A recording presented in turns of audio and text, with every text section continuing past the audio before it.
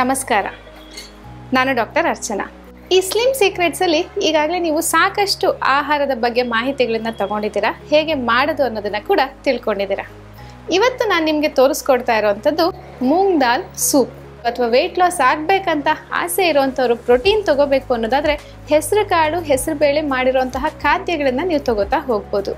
ಅದರಲ್ಲೂ ಮೊಳಕೆ ಕಟ್ಟಿರೋದನ್ನ ತಗೋಬೇಡಿ. ಮೊಳಕೆ ಕಟ್ಟಿರೋದು ತಗೊಳ್ಳೋದ್ರಿಂದ ಮತ್ತೆ ಗ್ಯಾಸ್ ಫಾರ್ಮೇಷನ್ ಅಂದರೆ ವಾತ ಹೆಚ್ಚಾಗ್ತಾ ಹೋಗುತ್ತೆ. ಮೊಳಕೆ ಬರ್ದಲೆ ಹಾಗೆ ನೆನೆಸಿ ಬೇಯಿಸಿರೋಂತಹ ಹೆಸರು ಕಾಳಿನ ಯಾವುದೇ ವೈವಿಧ್ಯತೆ ಇರ್ಬೋದು, ಇಲ್ಲ ಹೆಸರು ಬೇಳೆಯಲ್ಲಿ ಮಾಡುವಂಥದ್ದು ಅಥವಾ ಈಗ ನಾವು ತೋರಿಸುವಂಥ ಸೂಪ್ ಇರ್ಬೋದು, ಅದನ್ನು ತಗೋತಾ ಹೋಗ್ಬೋದು. ಇನ್ನು ಯಾವಾಗ ತಗೋಬೋದು ಅಂತ ಕೇಳ್ತೀರಾ? ಬೆಳಗಿನ ತಿಂಡಿ, ಮಧ್ಯಾಹ್ನ ಊಟ ಅಥವಾ ಸಂಜೆಯ ಸ್ನ್ಯಾಕ್ಗೆ, ರಾತ್ರಿಗೆ ಅಲ್ಲ.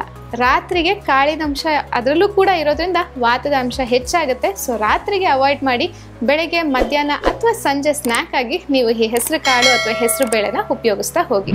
ಈ ನಿಟ್ಟಲ್ಲಿ ಈ ಹೆಸರು ಬೇಳೆ ಸೂಪನ್ನ ಹೇಗೆ ಮಾಡೋದು ಅಂತ ಈಗ ನೋಡೋಣ ಬನ್ನಿ. ಹೆಸರು ಬೇಳೆ ಸೂಪ್ ಬೇಕಾಗಿರುವ ಸಾಮಗ್ರಿಗಳು: ನೆನೆಸಿದ ಹೆಸರು ಬೇಳೆ, ಈರುಳ್ಳಿ, ಜೀರಿಗೆ, ಸೈಂಧವ ಉಪ್ಪು, ಸಾಸಿವೆ, ಕಡಲೆಬೇಳೆ, ಹಿಪ್ಪಲಿ ಚೂರ್ಣ, ಕರಿಬೇವು, ಕೊತ್ತಂಬರಿ ಸೊಪ್ಪು, ತೆಂಗಿನ ಎಣ್ಣೆ. ಈ ಹೆಸರು ಬೇಳೆ ಸೂಪ್ಗೆ ಮೊದಲನೇದಾಗಿ ನೆನೆಸಿಟ್ಟಿರುವಂಥ ಹೆಸರು ಬೇಳೆನ ಬೇಯಿಸ್ಕೊಳ್ಳೋಣ. 1 ಕಪ್ಪಷ್ಟು ಈಗ ಹೆಸರು ಬೇಳೆಗೆ 2 ಕಪ್ಪಷ್ಟು ನೀರನ್ನ ಸೇರಿಸ್ತಿದ್ದೀನಿ. ಈ ನೀರನ್ನ ಸೇರಿಸ್ಕೊಂಡು ಈಗ ಇದನ್ನ ಬೇಯಿಸ್ಕೊಳ್ಳೋಣ. ಈ ಹೆಸರು ಬೇಳೆನ ನೆನೆಸಿನೇ ಉಪಯೋಗಿಸ್ಬೇಕು. ಹೆಸರು ಬೇಳೆ ಅಂತಲ್ಲ, ಯಾವುದೇ ಕಾಳು ಬೇಳೆ ಇರಲಿ, ಅದರಲ್ಲಿ ಫೈಟಿನ್, ಟ್ಯಾನಿನ್ ಅನ್ನೋಂತಹ ಸಾಕಷ್ಟು ಆ್ಯಂಟಿ ನ್ಯೂಟ್ರಿಯೆಂಟ್ಸ್ ಕೋಟಿಂಗ್ ಇರುತ್ತೆ. ನಾವು ಅದನ್ನು ನೀರಲ್ಲಿ ನೆನೆಸಿದಾಗ 1-2 ರಿಂದ 3 ಗಂಟೆ ಟೈಮ್ ನೆನೆಸಿ ಆ ನೀರನ್ನು ಚೆಲ್ಲಿ ಬೇರೆ ನೀರಲ್ಲಿ ನಾವು ಬೇಯಿಸಿದಾಗ ಇದೆಲ್ಲ ಆ್ಯಂಟಿ ನ್ಯೂಟ್ರಿಷನಲ್ ಫ್ಯಾಕ್ಟರ್ಸ್ ಎಲ್ಲ ವಾಟರ್ ಸಾಲ್ಯುಬಲ್ ಆಗಿರುತ್ತೆ, ಅವೆಲ್ಲ ನೀರಲ್ಲಿ ಹೋಗುತ್ತೆ. ಆಗ ನಮಗೆ ಸುಲಭವಾಗಿ ಡೈಜೆಷನ್ ಆಗುತ್ತೆ. ಸೊ ಈ ರೀತಿಯಾಗಿ ಸುಲಭವಾಗಿ ಡೈಜೆಷನ್ ಆಗುವಂತಹ ಪ್ರೋಟೀನಲ್ಲಿ ಈಗಾಗಲೇ ತಿಳಿಸಿದಾಗೆ ಹೆಸರು ಕಾಳು ಹೆಸರು ಬೇಳೆ ಇದನ್ನು ಉಪಯೋಗಿಸೋದನ್ನು ಮರಿಬೇಡಿ.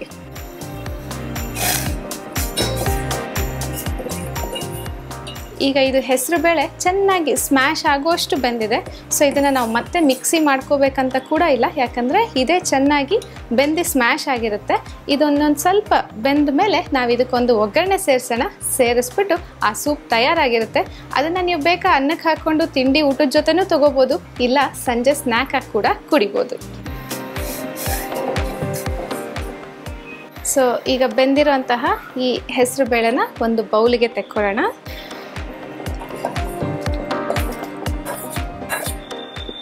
ಈ ಸೂಪ್ಗೆ ಈಗ ಒಂದು ಒಗ್ಗರಣೆನ ಸೇರಿಸ್ಕೊಳ್ಳೋಣ. ಇಲ್ಲಿ ಈರುಳ್ಳಿ ಹಾಕ್ಕೊಳ್ಳೋದ್ರಿಂದ ಒಂದು 4 ರಿಂದ 5 ಚಮಚ ಅಷ್ಟು ಎಣ್ಣೆ ಇದಕ್ಕೆ ಬೇಕಾಗುತ್ತೆ. ನಾನೀಗ ಇಲ್ಲಿ 4 ಚಮಚ ಎಣ್ಣೆನ ಸೇರಿಸ್ತಾ ಇದ್ದೀನಿ. ಅದಕ್ಕೆ ಸ್ವಲ್ಪ ಸಾಸಿವೆ, ಸ್ವಲ್ಪ ಜೀರಿಗೆ ಮತ್ತು ಸ್ವಲ್ಪ ಕಡಲೆಬೇಳೆ ಇದಿಷ್ಟನ್ನು ಸೇರಿಸ್ಕೊತೀನಿ.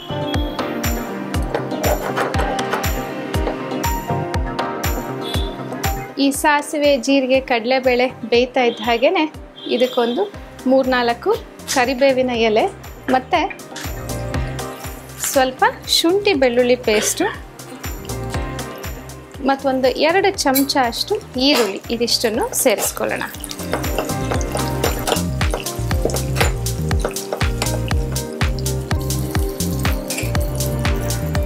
ಇಲ್ಲಿ ರುಚಿಗೆ ಬೇಕಾಗಿರೋಷ್ಟು ಒಂದು 1/4 ಚಮಚದಿಂದ ಅರ್ಧ ಚಮಚ ಅಷ್ಟು ಉಪ್ಪು ಮತ್ತು ಖಾರಕ್ಕೆ ಕಾಳು ಮೆಣಸಿನ ಪುಡಿ ಇದಿಷ್ಟನ್ನು ಸೇರಿಸ್ಕೊಳ್ಳೋಣ.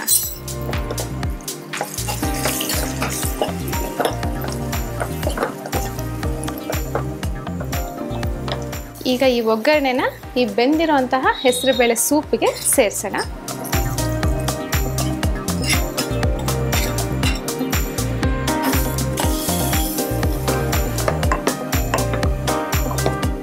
ಇದಕ್ಕೀಗ ಕೊತ್ತಂಬರಿ ಸೊಪ್ಪನ್ನು ಸೇರಿಸ್ತಾ ಇದ್ದೀನಿ. ಈಗ ಈ ಹೆಸರು ಬೇಳೆ ಸೂಪ್ ತಯಾರಾಗಿದೆ. ಇದಕ್ಕೆ ಬೇಕಾ ಅರಿಶಿನನೂ ಹಾಕ್ಬೋದು, ಆದರೆ ಕಲರ್ ಆಗ ಯೆಲ್ಲೋಯಿಶ್ ಬರುತ್ತೆ. ನಿಮಗೆ ಕಲರ್ ಯೆಲ್ಲೋಯಿಶ್ ಬೇಡ ಅನ್ನೋದಿದ್ರೆ ಹಾಗೆ ಕೂಡ ನೀವು ಮಾಡ್ಬೋದು. ಈ ಸೂಪನ್ನ ಬೆಳಗಿನ ತಿಂಡಿ ಚಪಾತಿ ಅಥವಾ ದೋಸೆ ಜೊತೆಗಾದರೂ ತಗೊಳ್ಳಿ, ಇಲ್ಲ ಮಧ್ಯಾಹ್ನದ ಊಟ ಅನ್ನದ ಜೊತೆ ಅಥವಾ ಮುದ್ದೆ ಜೊತೆ ಆದರೂ ತಗೊಳ್ಳಿ. ಯಾವುದು ಬೇಡವಾ, ಸಂಜೆ ಹಸುವಾಗ್ತಿತ್ತಾ ಈ ಸೂಪನ್ನ ಮಾಡಿ ತಗೊಳ್ಳಿ. ಯಾವುದೇ ರೀತಿಯಾದಂತಹ ಪ್ರೋಟೀನ್ ಶೇಕು, ಪ್ರೋಟೀನ್ ಸಪ್ಲಿಮೆಂಟ್ಸು ಇದ್ಯಾವುದು ಇಲ್ದಲೆ ಹೆಲ್ದಿಯಾಗಿ ನಮ್ಮ ದೇಹಕ್ಕೆ ಪ್ರೋಟೀನ್ ಅಂಶನ ಕೊಡುತ್ತೆ. ಅಷ್ಟೇ ಅಲ್ಲ, ವೆಯ್ಟ್ ರಿಡಕ್ಷನ್ ಕೂಡ ತುಂಬನೇ ಸಹಾಯ ಮಾಡ್ತಾ ಹೋಗುತ್ತೆ.